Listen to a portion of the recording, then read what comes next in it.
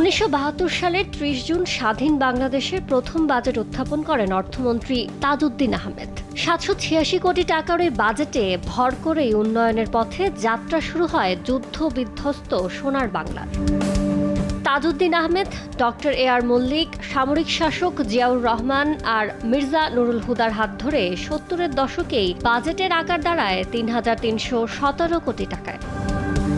৮০-র দশকে এম সাইফুর রহমান, আবুল মাল, Abdul Muhith, M Saiduzzaman, M A Munim R doctor Wahidul হকের হাতে ১২,৯৬০ কোটি টাকা দাঁড়ায় বাজেটের আকার। বেগম খালেদা জিয়ার প্রথম দফায় শাসন আমলে টানা ৫ বার বাজেট উত্থাপন করেন অর্থমন্ত্রী এম সাইফুর রহমান। তার হাত ধরে বাজেটের আকার ২৩,০০০ কোটি টাকা ছাড়ায়। ১৯৯৬ সালের ২০ জুন অন্তর্বর্তীকালীন বাজেট ঘোষণা করেন বরেণ্য অর্থনীতিবিদ ডক্টর ওয়াহিদউদ্দিন মাহমুদ। কয়েকদিন পর শেখ হাসিনা সরকারের প্রথম বাজেট নিয়ে হাজির হন অর্থমন্ত্রী শাহ এ.এম.এস. কিবরিয়া। তার হাত ধরে ১৯৯৯ সালের ১০ জুন বাজেটের আকার ৩৬,১৭৮ কোটি টাকা হয়।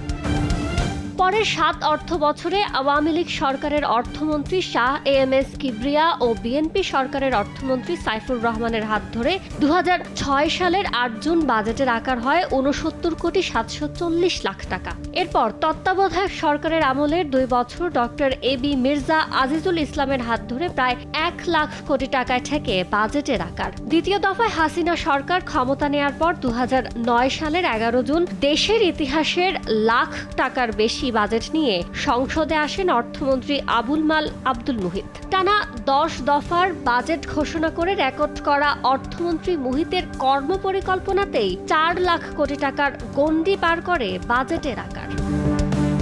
এরপর টানা ৫ দফা বাজেট ঘোষণা করেন অর্থমন্ত্রী আ.হ.ম মুস্তফা কামাল। তার হাতে বাজেটের আকার ছাড়া ৭.৫ লাখ কোটি টাকার গণ্ডি। তারপর গেল বছর ৬ জুন ৭,৯৭,হাজার কোটি টাকার বাজেট ঘোষণা করেন অর্থমন্ত্রী আবুল হাসান মাহমুদ আলী। এবার আকার কমিয়ে মূল্যস্ফীতির লাগাম টেনে ধরার চেষ্টায় আজ বিকেল ৩টায় বেতার ও টেলিভিশন ভাষণে ২০২৫-২৬ অর্থ বছরের বাজেট ঘোষণা করবেন অন্তর্বর্তী সরকারের অর্থ উপদেষ্টা ডক্টর সালেহ উদ্দিন আহমেদ। ইয়ানুর শিফাত, সময় সংবাদ, ঢাকা।